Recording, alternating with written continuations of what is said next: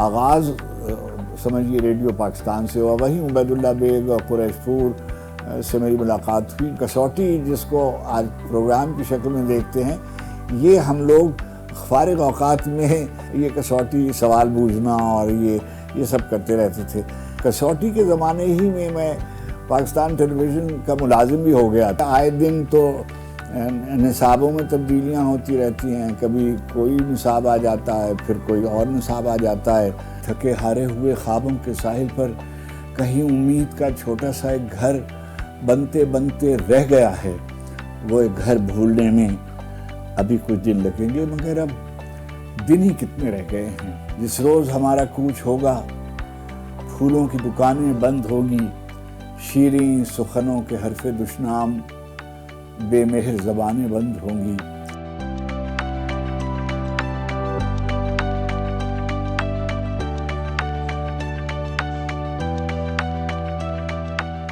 آغاز کرتے ہیں پہلے پروگرام کا. میرے ساتھ ایک ایسی شخصیت ہے جو عشروں سے زندگی کے مختلف شعبوں میں آپ کی، میری، ہم سب کی توجہ کا مرکز رہی ہے. شاید ہی کوئی ایسا شخص ہو جو افتخار عارف کے نام سے واقف نہ ہو. السلام علیکم افتخار صاحب. آداب، مزاج بخیر. بہت شکریہ آپ کا وقت دینے کا. اور جیسا کہ میں اپنے سننے والوں کو بتاتی چلوں کہ میرے بہت سارے پروگراموں کا آغاز افتخار صاحب سے بات چیت کے ساتھ شروع ہوتا رہا ہے، اور مجھے امید ہے کہ آج بیانڈ ود بہجت کا یہ پہلا پروگرام بھی افتخار عارف کے ساتھ شروع ہوا ہے، تو یہ سفر بخوبی اپنے آخر تک چلتا چلا جائے گا. تو افتخار صاحب، اس سے پہلے کہ میں آپ کا تفصیلی تعارف کراؤں، جس کی کوئی ضرورت تو نہیں ہے، تو تفصیلی گفتگو کا موقع ملا بہت دنوں کے بعد، اور وہ بھی کیمرے کے ذریعے. بات اتنی سی ہے کہ جب ہم آپ کی بات کرتے ہیں، جب افتخار عارف کا لفظ ہم سنتے ہیں، نام سنتے ہیں، تو ایک بات ذہن میں آتی ہے کہ جیسے ایک چلتی پھرتی تہذیب ہو. میرا آپ کا رابطہ، میری آپ کی دوستی کو عشروں کا سفر اس کے ساتھ جاری رہا ہے، اور آپ کے سے آج تک میں نے گفتگو کے دوران، ملاقاتوں کے دوران کبھی ایک لفظ بھی ایسا نہیں سنا جو مجھے اندازہ ہوا ہو یا میں یہ کہہ سکوں کہ وہ کچھ ٹھیک نہیں تھا. تو یہ جو ایک تہذیب کی صورت رہی آپ کے ساتھ، اقدار کو ساتھ لینے کا جو سفر رہا، اب جو زندگی کے مختلف ادوار سے آپ گزرے، تو کیا ان سب کا، ان میں ہونے والی تبدیلیوں کا اس تہذیبی رویے پر کوئی اثر مرتب ہوا آپ کے؟ پہلے تو میں سب سے پہلے آپ کو مبارکباد دینا چاہتا ہوں اس نئے سفر کی پہلی منزل میں. اللہ تعالیٰ آپ کو کامیاب کرے اور ہمیشہ کی طرح سرخ رو رکھے، سرفراز فرمائے. آپ نے مجھے موقع دیا اور گفتگو کے لیے وقت نکالا. میں زندگی میں جن منزلوں سے گزرا ہوں وہ بہت مشکل کی منزلیں ہیں، مگر پروردگار عالم کا بہت احسان رہا کہ شروع سے لے کر آج تک جن مراحل سے میں گزرا اس میں پروردگار عالم نے بہت کرم کیا. محنت کی توفیق دی، ریاضت کی توفیق دی، صحبتیں میسر آئیں، بعض لوگوں کی سرپرستی میسر آئی، اور میں بہت خوش نصیب ہوں کہ جو زندگی کے 80 برس میں نے پاکستان، ریڈیو پاکستان، سلیم گیلانی، اسلم اظہر،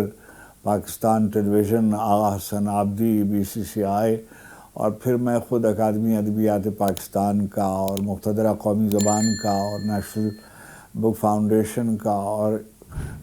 ECOIC کا میں صدر نشین رہا. ان تمام منزلوں میں پروردگار عالم نے مجھے بہت توفیقات سے نوازا اور سرفراز رکھا. اور میں دو باتوں پر یقین رکھتا ہوں عقیدے کی، ایمان کی حد تک. اور ایک تو یہ ہے کہ میں اللہ سے دعا کرتا رہتا ہوں اپنی زندگی میں بہتری لانے کے سلسلے میں، اور دوسرے یہ کہ میں نے محنت کو ہمیشہ اپنے لیے مقدم سمجھا. اور ظاہر ہے کہ میں ایک بہت سمجھیے دنیاوی معاملوں میں بے دست و پا آدمی تھا، مگر مجھ کو میری محنت کا ثمر مسلسل عطا کیا جاتا رہا، اللہ کا فضل شامل حال رہا. تو میں یہ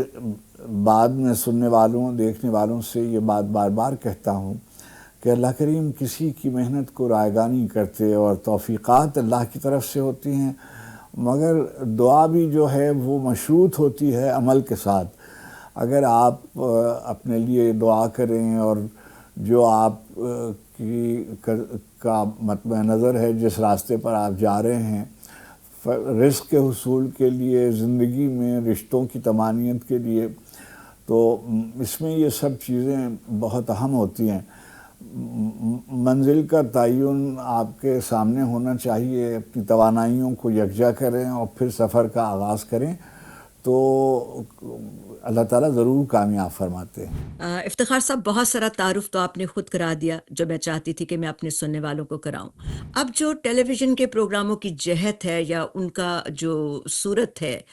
اس کے بارے میں آپ کیا کہیں گے؟ میڈیا کے بارے میں میں تھوڑی دیر میں ایک اور سوال آپ سے ضرور کروں گی، لیکن اب ویسے پروگرام کیوں نہیں ہوتے جیسے کہ پاکستان ٹیلی ویژن کے آغاز کے دنوں میں ہوا کرتے تھے، جیسے ریڈیو پاکستان کے آغاز کے دنوں میں تھے؟ بہت ساری چیزیں جن کا ہم اب خیال نہیں رکھتے، اس وقت رکھا جاتا تھا۔ کیا کیا کیا کیا اس کی کیا وجہ رہی؟ آپ کیا دیکھتے ہیں؟ اتنی بڑی تبدیلی آہستہ آہستہ آتی چلی گئی کہ اب وہ چیزیں بالکل دور کی ایک کہانی معلوم ہوتی ہیں، تو یہ سب کس طرح سے ہوا؟ آپ کتنے مطمئن ہیں؟ میں دونوں اداروں کے پس منظر کے بارے میں ایک تفصیلی بات کر سکتا ہوں، لیکن میں گزارش صرف اتنی سی کروں گا کہ جو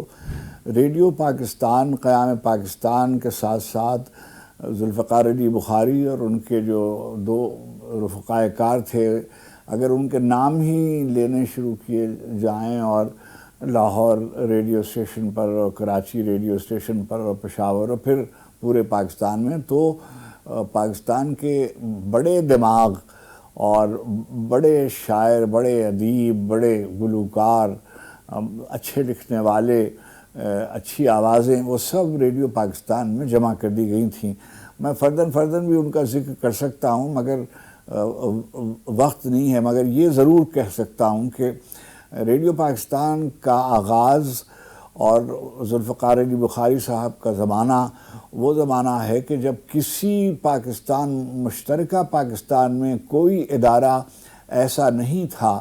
جہاں بیک وقت اتنے پڑھے لکھے تخلیقی ذہن کے مالک لوگ پروڈیوسرز کے طور پر اور کام کرنے والوں کے طور پر، بڑے گلوکار، بڑی آوازیں، بڑے علماء،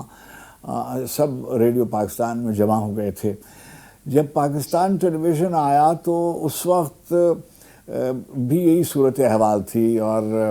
میں نے کراچی ٹی وی سے جب زندگی شروع کی تو اس سے پیشتر میں ریڈیو پاکستان کی جو ایکسٹرنل سروسز تھی، سلیم گیلانی صاحب میرے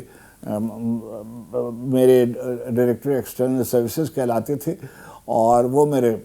صدر نشین تھے۔ انہوں نے میرا بہت خیال رکھا، اور میری گرومنگ میں آغاز سمجھیے ریڈیو پاکستان سے ہوا۔ وہیں عبید اللہ بیگ اور قریش پور سے میری ملاقات ہوئی جو کسوٹی پر منتج ہوئی، اور ہم خالی اوقات میں 2 خبریں پڑھتا تھا، ایک سپہر کے وقت اور ایک رات کے وقت برطانیہ کے لیے اور بھارت کے لیے، تو دونوں بلیٹنز کے درمیان بہت وقت ہوتا تھا۔ چنانچہ میں بجائے اس کے کہ ریڈیو پاکستان بندر روڈ سے گھر جاؤں، اور نہ میرے پاس اتنے وسائل تھے، چنانچہ میں وہیں رہتا تھا، اور کیونکہ میرا کوئی گھریلو ذمہ داری اس وقت تک نہیں تھی۔ اس کے بعد یہ ہوا کہ جب ٹی وی آیا تو سلیم گیلانی صاحب ہم کو ریڈیو پاکستان میں، ہم کسوٹی جس کو آج پروگرام کی شکل میں دیکھتے ہیں، یہ ہم لوگ فارغ اوقات میں ایکسٹرنل سروسز کے جو ڈیوٹی روم ہے اس کے قریب ہم نے ایک چھوٹا سا کمرہ بنایا ہوا تھا،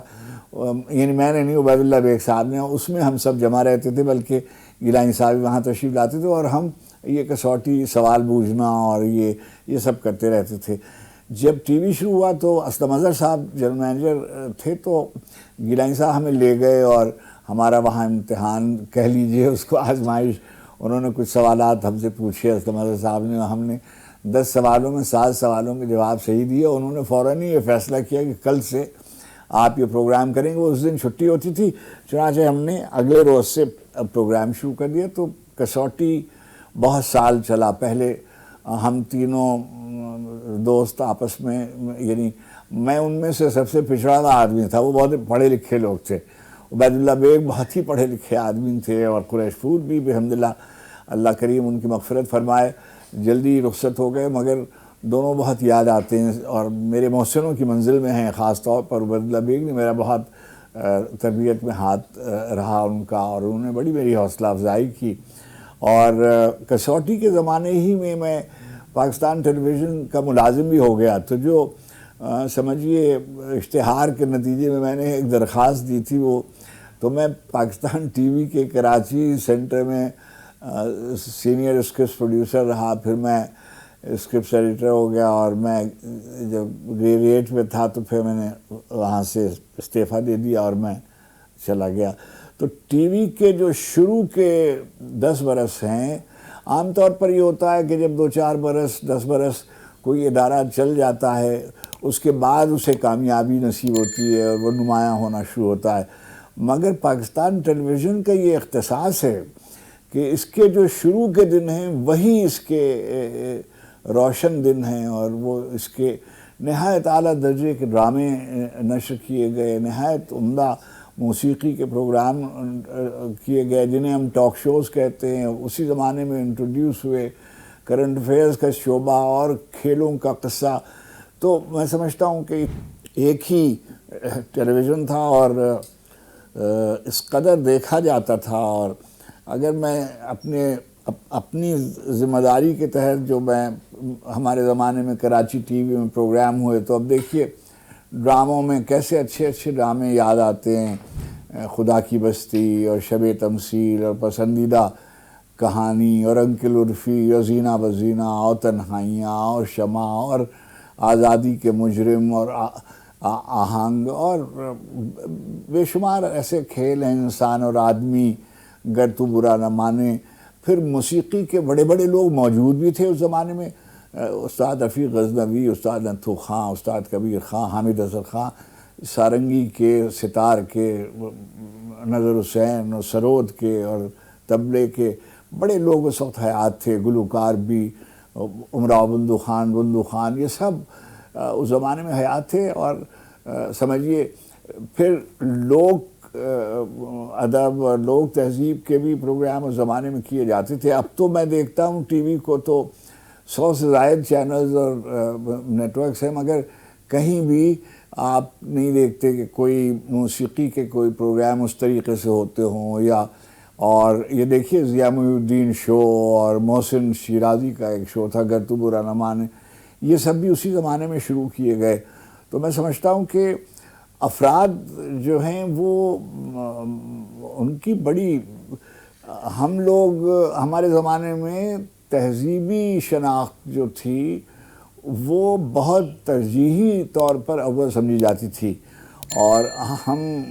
کوشش یہ کرتے تھے کہ ملک کے جو نامور علماء ہیں، جو بڑے اسکالرز ہیں، جو بڑے اکیڈمیشنز ہیں، ان کو بلائیں اور ہر شعبے کے بڑے لوگوں کو سے وہاں ان کو موقع میسر آتا تھا. ہمارے لیے وہ وقت نکالتے تھے. نتیجہ یہ تھا کہ دیکھتے ہی دیکھتے ہمارا چینل جو تھا پی ٹی وی کا وہ ساری دنیا میں مشہور ہو گیا. اور کہا یہ جاتا تھا کہ اگر فرض کیجئے کہ ایشیا میں ممکن ہے کہ تکنیکی اعتبار سے جاپان ٹی وی وغیرہ کا کچھ قصہ ہو، مگر کنٹینٹ کے اعتبار سے پاکستان ٹیلی ویژن کا کوئی مقابلہ کسی اور ایشیائی ٹیلی ویژن سے نہیں تھا.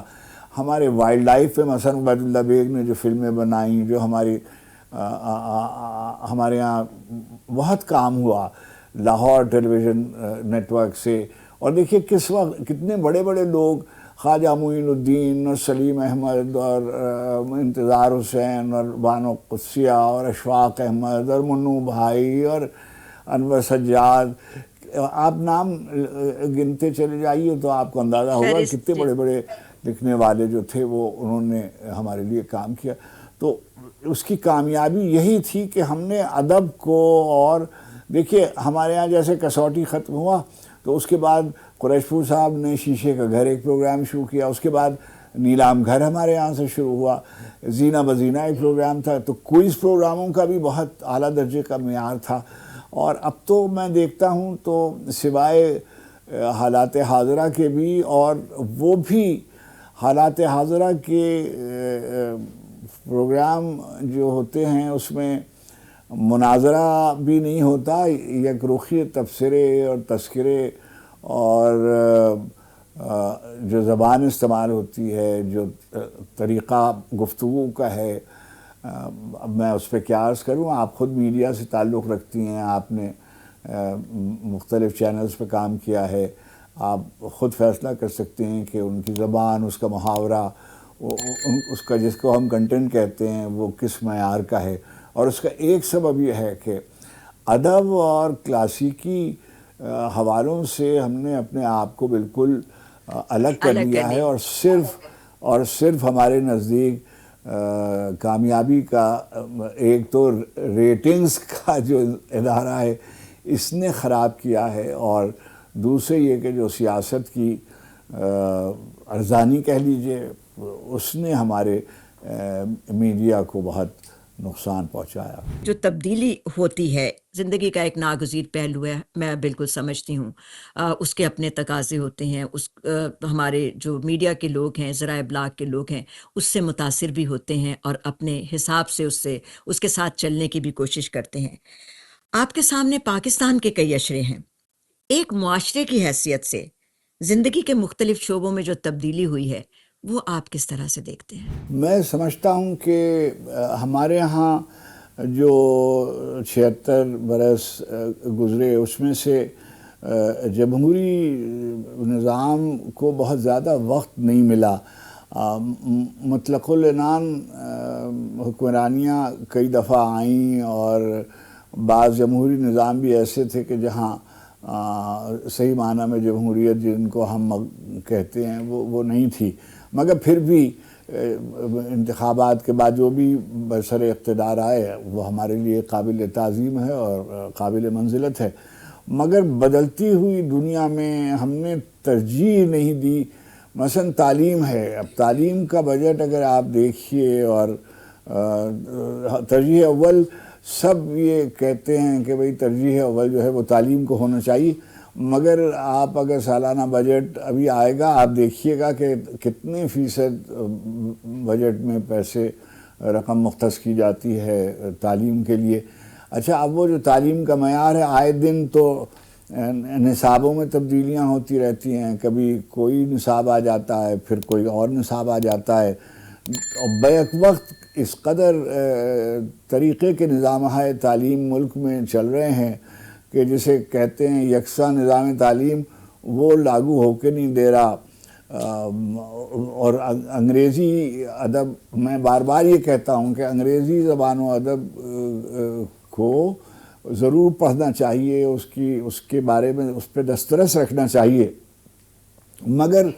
اپنی زبانوں کو صرف نظر کر کے کوئی قوم ترقی نہیں کر سکتی. یہ بات ابھی تک سمجھ میں نہیں آتی ہمارے. اور ہم اچھا نہ ہمیں دیکھیے اتنے برس ہو گئے، انگریزی اسکولوں کی بہتات ہے. ہم جس جگہ پر کام کرتے تھے وہاں کئی ادارے ہیں جو انگریزی میں تعلیم دیتے ہیں. بہت ہر آدمی یہ چاہتا ہے کہ اس کے بچے او لیول کریں، اے لیول کریں، جونیئر کیمبرج، سینئر کیمبرج وغیرہ کریں، مگر جو بچے اس میں کامیاب ہوتے ہیں وہ اعلیٰ طبقے کے لوگوں کے ہیں، اور وہ کرنے کے بعد سیدھے دوسرے ملکوں کا رخ اختیار کرتے ہیں. اور یہ ایسا المیہ ہے کہ جسے ہم جو پڑھے لکھے لڑکے، اچھے دماغ کے لوگ وہ یہاں سے جا رہے ہیں. یہ ایک اچھا رجحان نہیں ہے. پاکستان جیسے معاشرے میں آپ اس سوشل میڈیا کے اثرات نوجوانوں پر کس انداز سے دیکھ رہے ہیں؟ آج کا پاکستان کا نوجوان کیا چاہتا ہے، کس طرف دیکھتا ہے، اور کیا سوشل میڈیا اس کی کوئی رہنمائی کر سک رہا ہے؟ یعنی ظاہر ہے کہ جو بدلتی ہوئی دنیا ہے، اس میں جو ٹیکنالوجی کی ترقی ہوئی ہے، اس سے استفادے کی ہزار صورتیں ہیں. مثلا جو مجھے تو زیادہ مشینوں کا پتہ نہیں ہے، لیکن موبائل سے اور انٹرنیٹ سے بہت سی چیزیں جو ہیں وہ میرے لیے سہل الوصول ہو گئی ہیں. مگر جو اس کا میں دیکھ رہا ہوں کہ ظاہر ہے کہ یورپ میں بھی اور امریکہ میں بھی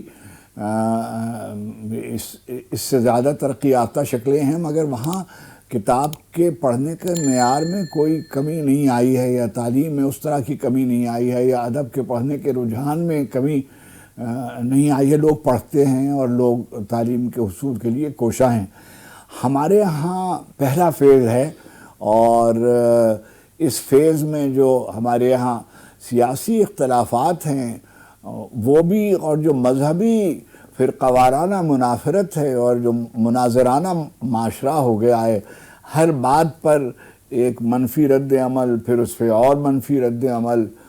زبان آپ دیکھیں سوشل میڈیا کی، آپ دیکھیں گے کہ ایسے ایسے لفظ جو ہم کبھی تصور بھی نہیں کر سکتے تھے اپنے احباب میں، اپنے خاندان میں بولنے سننے کا، اپنے دوستوں میں، وہ سب سوشل میڈیا پر بلا تکلف لکھ دیے جاتے ہیں، اور بولے جاتے ہیں۔ کوئی اس کے اوپر قدغن نہیں ہے۔ جس کو چاہیں، جو آپ چاہیں کہہ سکتے ہیں، اور کوئی اچھا اب ظاہر ہے یہ کیسے ٹھیک ہوگا؟ میں تو عمر کے اس مرحلے میں ہوں کہ مجھے اپنے سامنے تو یہ ہوتے نظر نہیں آ رہا، مگر کوئی جامع صورتحال ضرور ایسی ہونی چاہیے کہ جس میں جو مسلمات ہیں، یعنی میں سوال اٹھانے کو بالکل احسن سمجھتا ہوں، اور کسی بھی تہذیب کے اور معاشرے کی ترقی اور ارتقاء کے لیے سوال لازمی حصہ ہے، مگر اس کے لیے ایک طریقہ ہوتا ہے، اسلوب سوال ہوتا ہے، اور مقصد اس کا بہتری کا حصول ہے، اور صحیح راستے عقل کی روشنی میں، دلیل کی روشنی میں، علم کی روشنی میں آگے بڑھنا ہم سب کا حق ہے۔ ہمارا فرض بھی یہ ہے کہ ہم اس کو عام کریں، مگر اس کے نام پر تہذیبی آب و ہوا کو مقدر کرنا جو ہے، اب مثلا میں بعض ایسے یعنی مسائل مسلمات پر سوشل میڈیا پہ دیکھتا ہوں کہ جو کتابوں کا موضوع ہے، اچھا بعض اوقات اس پہ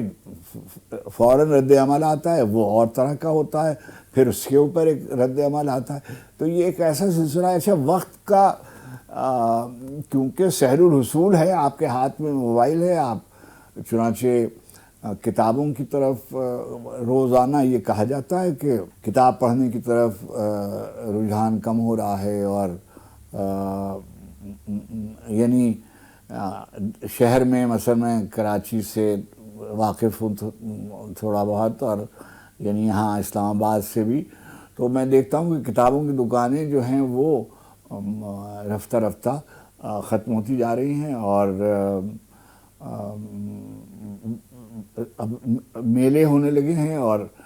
جسے انگریزی میں آپ کہتی ہیں کہ آبجیکٹیفیکیشن، کموڈیٹیفیکیشن آف لٹریچر، کہ وہ جیسے یہ جو ہے اس کو جن سے بازار کے طور پر اس کی تشہیر ہو رہی ہے، جو ظاہر یعنی میں کیونکہ پرانے وضع کا آپ مجھے کہنے رجت پسند، قدامت پرست وغیرہ، تو مجھے کوئی اس تہمت پر مجھے کوئی انکار نہیں ہے، میں ایسا ہی ہوں، لیکن میری رائے یہی ہے کہ کتاب، سنجیدہ کتاب، علمی کتاب، دانش سے بھری ہوئی کتابیں ہر زمانے میں ایک منتخب حلقہ ہی پڑھتا تھا، مگر اب وہ حلقہ کم ہوتا جا رہا ہے۔ دیکھیے ہمارے زمانے میں 4 5 زبانیں جاننا کوئی ایسی بڑی بات نہیں سمجھی جاتی تھی۔ سب لوگ جانتے تھے، فارسی پڑھتے تھے، عربی پڑھتے تھے، اردو پڑھتے تھے،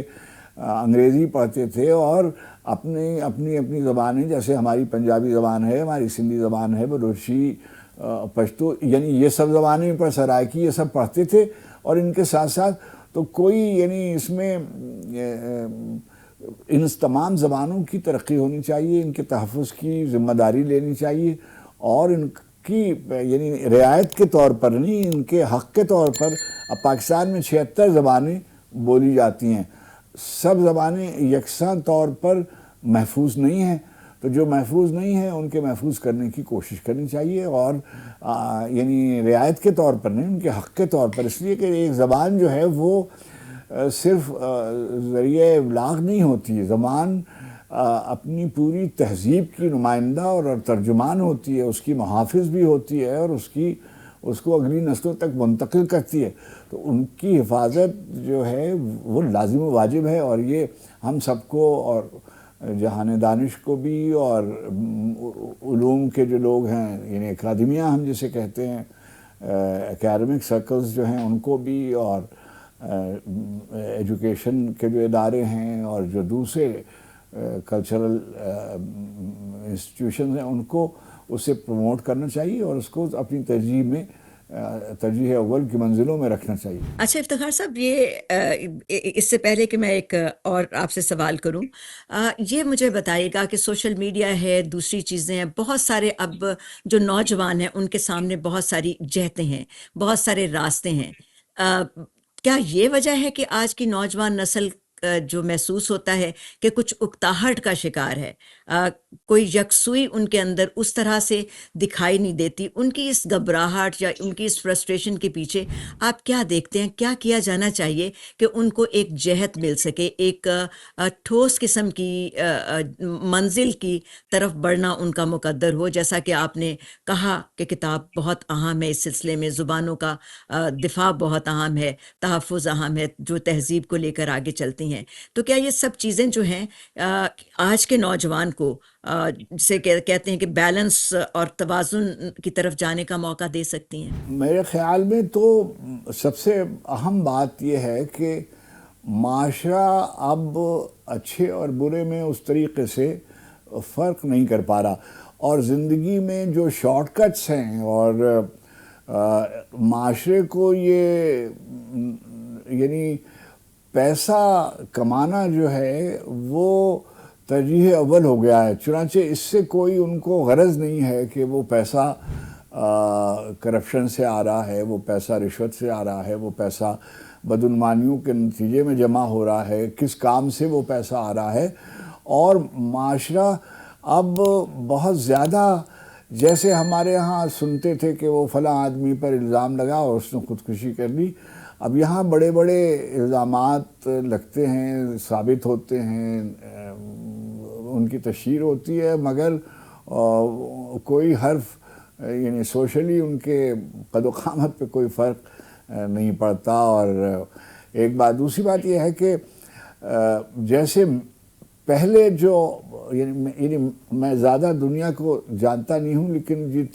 جتنی زندگی میں نے گزاری، میں نے اس میں دیکھا کہ پڑھنے سے، لکھنے سے، علم سے، محنت سے، ریاضت سے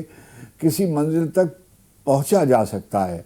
اور یہ میرا صرف یعنی یہ میں ایک نظری طور پر نہیں کہہ رہا ہوں، یہ میں اپنے گویا تجربے کی روشنی میں کہہ رہا ہوں کہ میں آیا تھا پاکستان تو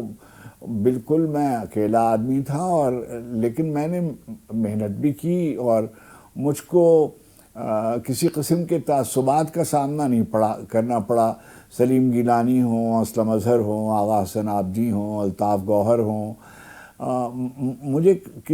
کسی طرف سے کوئی زحمت نہیں ہوئی، اور میں نے اپنی زندگی کے دن بہت ہاں یہ ضرور ہے کہ میں نے اپنے آپ کو اس قابل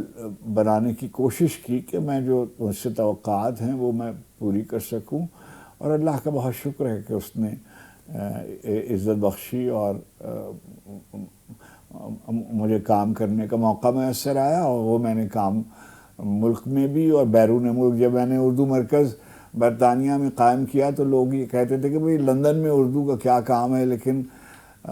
10 برسوں میں وہ اتنا بڑا ادارہ ہو گیا تھا کہ ساری دنیا میں اس کا چرچا ہوتا تھا. ECO میں جو تہران میں اس کا صدر دفتر ہے، وہ 10 ملکوں پر مشتمل ایک ادارہ ہے. میں 7 اس کے جو صدور تھے وہ ایرانی تھے. جی. میں 8واں صدر منتخب ہوا تھا، اور مگر میں نے جو کام وہاں کیا وہ سب کے علم میں ہے، اور سارے ملکوں میں اس کا اعتراف بھی کیا جاتا ہے. اللہ نے بہت مجھے نوازا، اور میں نے محنت بہت کی. اور میں یہ کہتا ہوں کہ کوئی آج بھی جو نوجوان پڑھتے لکھتے ہیں، محنت کرتے ہیں، اپنی منزل کو طے کر کے اپنے ہدف تک پہنچنے کے لیے جد و جہد کرتے ہیں، تو میں سمجھتا ہوں کہ اس معاشرے میں ابھی بھی اتنی قوت اور اتنی طاقت ہے کہ وہ آگے جا سکتے ہیں۔ اگر آپ کو یاد ہو تو میرا اور آپ کا پہلا انٹرویو تھا، یہ کوئی 89 یا 90 کی بات ہے، ریڈیو پاکستان کی ورلڈ سروس کے لیے تھا۔ مجھے آج بھی وہ دن یاد ہے بہت اچھی طرح سے، لیکن اس دور میں انٹرویوز کا انداز کچھ مختلف ہوتا تھا۔ مجھے اپنے سوال اس انٹرویو کے آج بھی یاد ہیں۔ اب آپ یہ بتائیے کہ آپ کے تو اتنے انٹرویوز ہوتے رہے ہیں، میرا خیال ہے ان گنت۔ ایک انٹرویو تو مجھے یاد ہے جب آپ یہاں واشنگٹن ڈی سی میں تشریف لائے تو ثاقب الاسلام نے بھی آپ سے کیا، جو ہمارے گھر پر ہوا، میں اس کی ذاتی طور پر شاہد بھی ہوں۔ تو اب یہ بتائیے کہ کوئی ایسا انٹرویو، کوئی ایسی دلچسپ چیز جو آپ کو یاد ہو۔ دیکھیے میں آپ سے عرض کروں کہ میرے لیے کوئی چیز، اب تو شاید یہ بات میں اتنے یقین کے ساتھ نہیں کہہ سکتا ہوں، لیکن پہلے میں یہ کہہ سکتا تھا کہ مجھے سب باتیں یاد رہتی ہیں، یعنی زندگی کے تمام حصے جو ہیں وہ مثلاً مجھے یاد رہتا ہے کہ کس نے مجھے کیا کہا تھا، کس نے میری تعریف کی تھی، کس نے میری ہمت بندھائی تھی، کس نے میرا نام رکھا تھا، کیسے میں اسکول گیا تھا، کالج گیا تھا، یونیورسٹی گیا تھا، وہاں سے پاکستان آیا تھا۔ ریڈیو پاکستان میں مجھے یار مہدی صاحب لے گئے تھے، وہاں میرا آڈیشن ہوا تھا۔ میں ٹی وی گیا تھا اور ٹی وی کے کیسے اچھے اچھے لڑکے ہمارے دوستوں میں سب، اسلم صاحب کے ساتھ ہم نے کام کیا، محسن علی، شیرین خان، شہزاد خلیل، عبدالکریم بلوچ، اطہر وقار عظیم، اختر وقار عظیم، تجویر حسن زیدی، عشرت انصاری، ظہیر خان، آفتاب عظیم، ہم سب لوگ ایک خاندان کی طرح ٹی وی میں رہے۔ پھر ہم لندن چلے گئے۔ اب دیکھیے میں اس قدر خوش نصیب آدمی ہوں کہ مجھے دیکھیے میسر آئے کون اساتذہ کی منزل میں سب سے زیادہ سلیم احمد صاحب اور فیض صاحب اور مشتاق احمد یوسفی صاحب، براہ راست میں نے ان سے استفادہ کیا، اور میں نے زندگی میں کتابوں سے بھی سیکھا ہوگا اور یقیناً سیکھا، مگر جن شخصیتوں کا اثر میں نے قبول کیا اس میں یہ 4-5 بزرگ جو ہیں ان کا بڑا ہاتھ ہے۔ بہت ساری غزلیں آپ کی گائی بھی گئیں، اور خاص طور پر ملکہ موسیقی روشن آرا بیگم نے ہونے کو تو کیا ہوا نہیں ہے، وہ تو بہت ہی خوبصورت غزل جو انہوں نے گائی تھی۔ اور اس کے ساتھ ساتھ جو ایک غزل جس کو ہم کہا کرتے تھے اپنے پرانے وقتوں میں، دیار نور میں تیرا شبوں کا ساتھی ہو، کہ وہ بالکل لگتا تھا کہ ایک ساتھی کی تلاش ہے جس کے لیے آپ نے شرطیں کچھ رکھ دی ہیں۔ آپ وہ ذرا مجھے سنا دیجئے، اور وہ ہے ابھی کچھ دن لگیں گے۔ جی، میں جب برطانیہ سے واپس یہاں آیا اسلام آباد پاکستان، تو پہلی جو نظم میں نے لکھی وہ یہ تھی، اور اسے ہماری بہن، ہماری دوست رانا شیخ، جو رانا شیروانی ٹی وی کی ایم ڈی تھی اس زمانے میں، اور حسینہ معین ہماری بہن، ہم دو بیٹھے ہوئے تھے تو میں نے یہ سنائی، انہوں نے پڑوسی میں اس کو گوایا بھی تھا، اور خالدہ ریاست پہ یہ فلمایا گیا تھا۔ ابھی کچھ دن لگیں گے، ابھی کچھ دن لگیں گے، دل ایسے شہر کے پامال ہو جانے کا منظر بھولنے میں، ابھی کچھ دن لگیں گے، جہان رنگ کے سارے خس و خاشاک سب سر و صنوبر بھولنے میں، ابھی کچھ دن لگیں گے، جہان رنگ کے سارے خس و خاشاک سب سر و صنوبر بھولنے میں، ابھی کچھ دن لگیں گے، تھکے ہارے ہوئے خوابوں کے ساحل پر کہیں امید کا چھوٹا سا ایک گھر بنتے بنتے رہ گیا ہے، وہ ایک گھر بھولنے میں، ابھی کچھ دن لگیں گے، تھکے ہارے ہوئے خوابوں کے ساحل پر کہیں امید کا چھوٹا سا ایک گھر بنتے بنتے رہ گیا ہے، وہ ایک گھر بھولنے میں، ابھی کچھ دن لگیں گے، مگر اب دن ہی کتنے رہ گئے ہیں، مگر اب دن ہی کتنے رہ گئے ہیں، بس ایک دن دل کی لوح منتظر پر اچانک رات اترے گی، میری بے نور آنکھوں کے خزانے میں چھپے ہر خواب کی تکمیل کر دے گی، کسی دن دل کے لوح منتظر پر اچانک رات اترے گی، میری بے نور آنکھوں کے خزانے میں چھپے ہر خواب کی تکمیل کر دے گی، مجھے بھی خواب میں تبدیل کر دے گی۔ ایک ایسا خواب جس کا دیکھنا ممکن نہیں تھا، ایک ایسا خواب جس کے دامن سرچاک میں کوئی مبارک، کوئی روشن دن نہیں تھا۔ ابھی کچھ دن لگیں گے دل ایسے شہر کے پامال ہو جانے کا منظر بھولنے میں، ابھی کچھ دن لگیں گے تھکے ہارے ہوئے خوابوں کے ساحل پر کہیں امید کا چھوٹا سا ایک گھر بنتے بنتے رہ گیا ہے، وہ ایک گھر بھولنے میں ابھی کچھ دن لگیں گے۔ کوئی ایک آدھ نظم اور کوئی ایک غزل ضرور سنا دیجئے ہمارے سننے والوں کو۔ ایک چھوٹی سی نظم ہے، کوچ اس کا عنوان ہے۔ جس روز ہمارا کوچ ہوگا پھولوں کی دکانیں بند ہوں گی، جس روز ہمارا کوچ ہوگا پھولوں کی دکانیں بند ہوگی، شیریں سخنوں کے حرف دشنام بے مہر زبانیں بند ہوں گی۔ جس روز ہمارا کوچ ہوگا پھولوں کی دکانیں بند ہوں گی، شیریں سخنوں کے حرف دشنام بے مہر زبانیں بند ہوں گی، پلکوں پہ نمی کا ذکر ہی کیا یادوں کا سراغ تک نہ ہوگا، پلکوں پہ نمی کا ذکر ہی کیا یادوں کا سراغ تک نہ ہوگا، ہمواری ہر نفس سلامت دل پر کوئی داغ تک نہ ہوگا، پامالی خواب کی کہانی کہنے کو چراغ تک نہ ہوگا، پامالی خواب کی کہانی کہنے کو چراغ تک نہ ہوگا، معبود اس آخری سفر میں تنہائی کو سرخرو ہی رکھنا، معبود اس آخری سفر میں تنہائی کو سرخرو ہی رکھنا، جس تیرے نہیں کوئی نگہدار اس دن بھی خیال تو ہی رکھنا، جس آنکھ نے عمر بھر رلایا اس آنکھ کو بے وضو ہی رکھنا، جس روز ہمارا کوچ ہوگا پھولوں کی دکانیں بند ہوں گی۔ یہ تو افتخار صاحب بہت شکریہ، آپ نے جیسے میرا ذہن پڑھ لیا ہو۔ میں اس سے پہلے یہ مصرع کہنے ہی والی تھی کہ یہ آپ کی یہ والا آپ کا کلام مجھے بے انتہا پسند رہا، پھولوں کی دکانیں بند ہوں گی۔ بہت سارے اور ہیں، بے شمار ہیں۔ اس وقت جیسا کہ میں نے پہلے بھی گزارش آپ سے کی کہ آپ کو کی شعر و شاعری پہ بات کرنے کے لیے مجھے ایک دفعہ اور آپ سے ضرور بات کرنا ہوگی، جس پر ہم صرف شاعری کے بارے میں بات کریں گے۔ آپ مجھے یہ بتائیے گا چلتے چلتے یہ سوال بھی کہ یہ تعلیمی درسگاہوں میں بھی ظاہر ہے کہ آپ کے اوپر ریسرچ اور تحقیق کا کام کیا جاتا ہے، کوئی ایسی ایک چیز مجھے بتائیں، کوئی ایک ایسا مقالہ جس کے بارے میں آپ خاص طور سے ذکر کرنا چاہیں اور آپ اس نوجوان طالبہ یا طالب علم کی کوشش سے بہت متاثر ہوئے ہوں۔ بہجت ابھی حال ہی میں ہمارے دوست عباس تابش جو مجلس ترقی ادب کے سربراہ ہیں، انہوں نے صحیفہ کا ایک خصوصی شمارہ میرے نام کیا ہے، عزت بخشی ہے، اور اس میں جی ہاں اس میں انہوں نے وہ مضامین اکابرین کے فیض صاحب اور یوسی صاحب اور ممتاز مفتی صاحب، ڈاکٹر آفتاب، اور اکابرین میں شمس الرحمن فاروقی، گوپی چند نارنگ، ان کے جو مضامین ہیں، مشتبہ حسین صاحب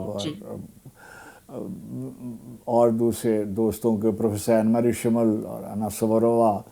اور عبداللہ اظہری کے مضامین اس میں شامل کیے ہیں۔ میں سمجھتا ہوں کہ دو مضامین ایسے ہیں کہ جو شخصی طور پر یوسی صاحب کا مضمون اور ممتاز مفتی صاحب کا مضمون میری ذات کے حوالے سے، اور خاص طور پر تنقیدی مضمون اگر آپ کہیے تو فیض صاحب کا مضمون اور گوپی چند نارنگ صاحب کا مضمون جو ہے وہ مجھے اس لیے بہت عزیز رہتا ہے کہ میرے لیے عزت کی بات ہے کہ میری شاعری کے آغاز میں انہوں نے مجھ سے جو توقعات وابستہ کی تھیں، میں کہہ نہیں سکتا کہ میں نے انہیں پورا کیا یا نہیں کیا، مگر ان کی خوشگمانی میرے لیے باعث منزلت رہی۔ جی، اور یہاں پر میں آپ کا شکریہ ادا بھی کرتی چلوں، آپ نے صحیفہ کا ایک نمبر جلد مجھے بھیجی، جس کے لیے نورین طلعت کا بھی شکریہ ادا کرتی ہوں جو وہاں سے لے کر آئیں پاکستان سے. تو وہ کتاب جو ہے ابھی اسی لیے میں نے کہا کہ آپ کے دوسرے جو ایک بڑی پہچان ہے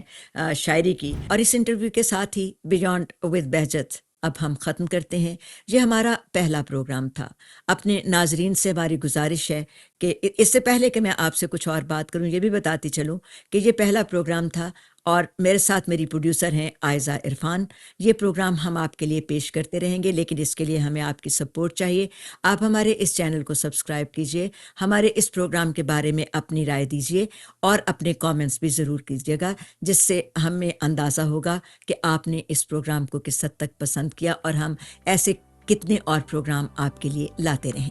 تو ناظرین سے اب اجازت چاہتے ہیں، عائزہ عرفان کو اور مجھے اجازت دیجیے. آپ سے پھر ملاقات ہوگی بیانڈ ود بہجت کے اگلے پروگرام کے ساتھ. جب تک خدا حافظ.